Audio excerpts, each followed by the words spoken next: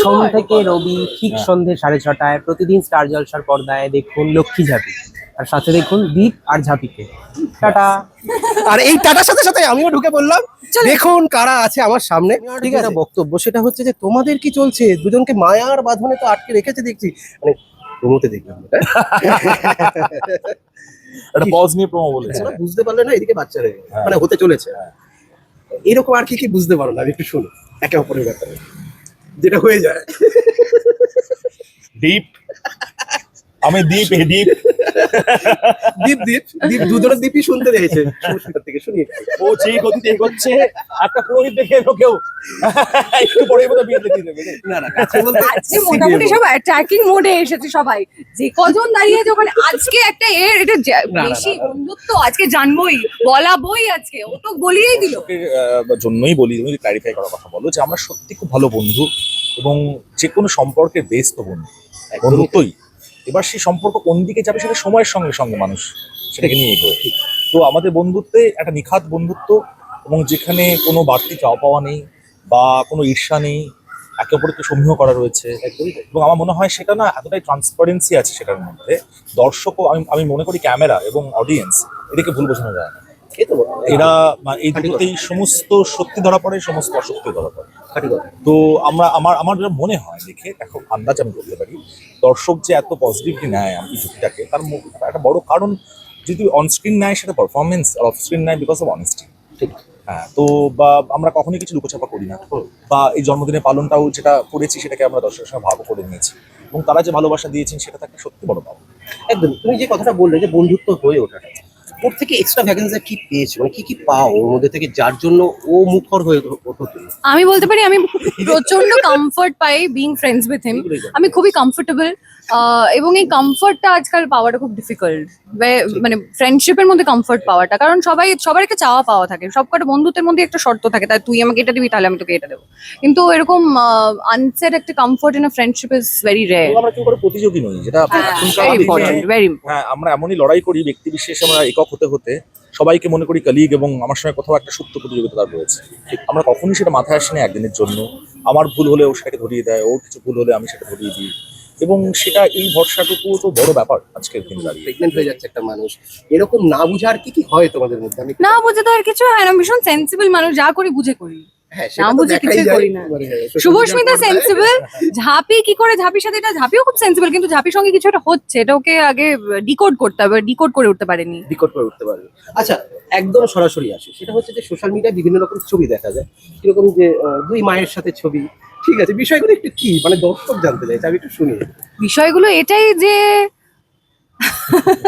আচ্ছা, দুজনকে কি মা বলে ডাকা হয়?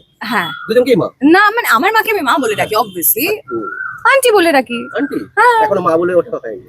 কেন বলবো? না, মা বলতেই পারে তো, মায়ের আমরা যে কোনো কাকিমাকেও মা বলি। তুমি কাকিমাকে মা বলো, তুমি আমার মাকে মা বলবে? না মানে মায়ের সমতুল্য তো, তাকে তো মা। হ্যাঁ, মা তো, কাকি সেই তো মা বলো, হ্যাঁ। কিন্তু তুমি তো মা বলো না। ওই মা মানে কিছু একটা ওয়ার্ড আমরা অ্যাড করি, ধরো মা বা অনেক কিছুই হতে পারে। বাবা মা আবার কি? সিনেমা সিনেমা, সেই এরকম। তো বিষয়টা একটু শুনি, কি শুনবে কি তুমি? চলছে কি বাইরে, চলছে? কিছুই চলছে না, ফগ চল রা হ্যায়। এই তোমার থেকে শুনি দি। আমি একটা সুন্দর জিনিস বলতে পারি, সেদিন আন্তর্জাতিক নারী দিবস ছিল, এবং দুই মাকে ও খাওয়াতে নিয়ে গিয়েছিল। ও, এটা তো বেশ তো ভালো একটা মাতৃ তুল্য, ঠিক, এবং মায়েদের লড়াই তো মানে অন্য লড়াই আর কি। ঠিক তাই। এবং তোমাকেও দেখা যাচ্ছে যে তুমি সুন্দর করে জন্মদিন পালন করছো, বিষয়টা একটু শুনি। মানে সুন্দর করে, মানে সুন্দর যারা তো কাছে, হবেই। হ্যাঁ, কাছের কাছের মানুষ মানুষ। যারা ছিলাম, তারা একসঙ্গে কেক কাটা হয়েছে, খাওয়া দাওয়া হয়েছে, আড্ডা হয়েছে। এবং আমার সার্কেলটা না ভীষণ ছোট, মানে আমার কোনোদিনই বিরাট বড় গ্রুপ অফ ফ্রেন্ডস থেকে এসেছে এরকম নয়, খুবই ছোট ছোট সার্কেল থেকে এসেছে, এবং এখনো সেটাই, মানে তারাই থেকে যায়নি, কিন্তু খুবই ছোট সার্কেলে আমার বন্ধুত্ব হয়। তো তার মধ্যে তানিয়া দিয়ে এবং জ্যোতিদা কনস্ট্যান্ট লাস্ট 3 বছর ধরে, আর আরো একটা ছোট সার্কেল যেটা আন্টি এবং ও এই বছর অ্যাডিশন। সো খুবই মিষ্টিভাবে জন্মদিন পালন করা হয়েছে, আমি তো খুবই খুশি। নিজের সব থেকে কাছের স্পেশাল ভালোবাসার মানুষগুলো যদি জন্মদিনে থাকে, হোয়াটস বেটার দেন দ্যাট। আচ্ছা, এত সুন্দর একটা মুহূর্ত তোমাকে উপহার দিল, মানে দিয়েছে, আর কি কি উপহার দিয়েছে? কেন বলবো? না একটু শুনি। না, আমি মোটেই বলবো না। যতটুকুনি বলা। আমার কাছে বেস্ট উপহার তো ওই সেলিব্রেশনটাই, বাকি আর কোনো উপহার। এই যে পাশে যে দাঁড়িয়ে আছে, তাই তো? সে তো বটেই। How do I deny that? সে তো বটেই। একদমই তাই, একদমই তাই। তুমি ওকে কাছে পেয়ে কতটা তুমি happy? মানে কাছে বলতে কাছে মানে আজকেই মনে হয় বিয়েটা হয়ে যাবে ও যেই গতিতে এগোচ্ছে একটা পুরোহিত দেখে এলো কেউ একটু পরেই বোধহয় বিয়ে দিয়ে দেবে না না কাছে বলতে আজকে মোটামুটি সব অ্যাটাকিং মোডে এসেছে সবাই, যে কজন দাঁড়িয়ে আছে ওখানে আজকে একটা এটা না, বেশি না। বন্ধুত্ব আজকে জানবই, বলাবই আজকে, ও তো গলিয়েই দিল। হ্যাঁ তো তুমি বলো একটু শুনি, তুমি আমাদের উৎসবের কথা কথা বলতে বলছিস? বলো। উৎসব মুখর, আমরাও চাই উৎসব হোক। হ্যাঁ উৎসব ঠিক আছে, তো এই উৎসবের দিনেই আমি জিজ্ঞেস করছি যে কি চলছে, মানে সিরিয়াসলি, মানে অন সিরিয়াস নোট, দর্শকে যেটা দেখছে সেটা আদৌ কতটা সত্যি? আমরা সেভাবে ভেবে দেখিনি। দেখো দর্শকের ভালোবাসাটা আমাদের কাছে একটা বড় পাওনা। দর্শক এবং খুবই যে- ইম্পর্টেন্ট, আমরা খুবই চেরিশ করি বিষয়টা যে আমরা এই ভালোবাসাটা পেয়েছি এবং পাই, এবং একটা ছবি দিলে এতজন তারা এত গুড উইশেস দেয়, এটা কজন পায় বলো তো? বেশি রাগি তো দুজনের মতো। না, আমাকে সুযোগই দিলি না।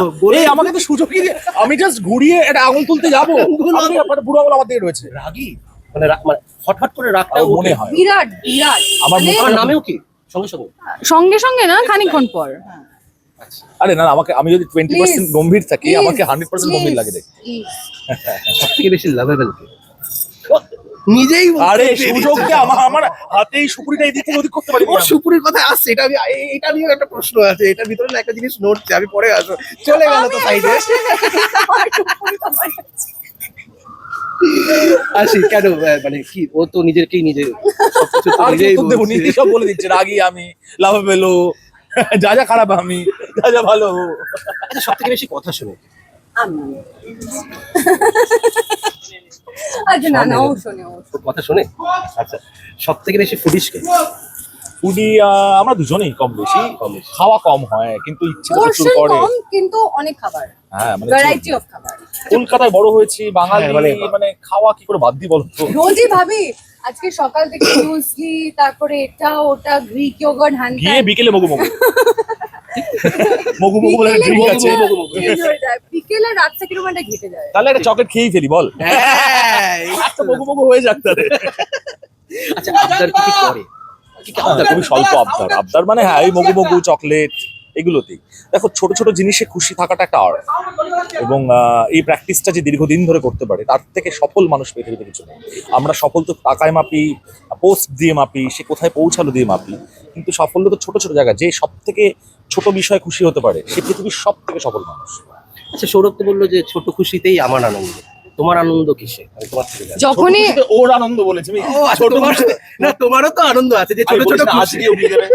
না আমার বক্তব্য হচ্ছে যে এই যে পাশে এত সুন্দর একটা মানুষ এত সুন্দর সুন্দর কথা বলে এবং এত সুন্দর সুন্দর ভাবে মানে রাগও হয়, ঠিক আছে সবই শুনলাম, কিন্তু তোমার ভালো লাগার জায়গাটা কোথায়? মানে ভালো লাগার মিন্স এই মানুষটা পাশে যে আছে, এই মানুষটার সাথে সমস্ত কিছু শেয়ার করো, সমস্ত কিছু কথা বলো বা আবদার করো, সেই জায়গা থেকে আমি বলছি।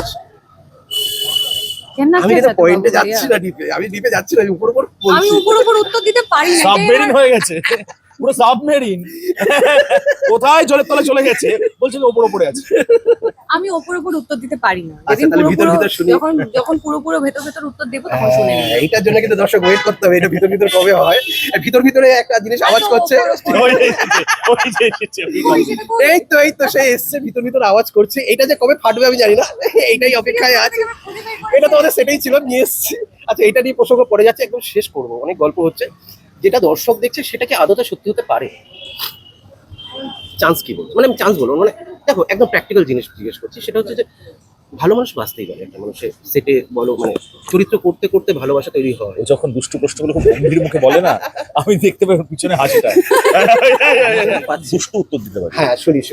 আমরা যখন থিয়েটার করতাম তো আমাদের অনেক বন্ধু বান্ধবদের গ্রুপ ছিল, তো তারা ইনভাইট করতো, এবার তারা বেসিক যে কোয়েশ্চেনটা বেরিয়ে এসে জিজ্ঞেস করতো কেমন লেগেছে। হ্যাঁ এবার অনেক সময় হয়তো খুব ভালো লেগেছে, অনেক সময় হচ্ছে খুব খারাপ লেগেছে। এবার ভালো তো ভালো, এবার যে বন্ধু তাকে যদি বলি ওটা ভালো লাগেনি, সেটা ভেঙে পড়বে, সে বেচারা নেমন্তন্ন ও করেছে। আচ্ছা, আমি না অন্য অ্যাঙ্গেল ভাবছিলাম, আমি ভাবছিলাম যে অভিনয় কার সাথে করছিস তাকে ভালো লেগেছে না ইয়ে, না, মানে আমি তো তোমার প্রশ্ন উত্তরটা লাস্টে আসছে, দিয়ে বেরিয়ে যাবো, আমরা শর্টে যাবো।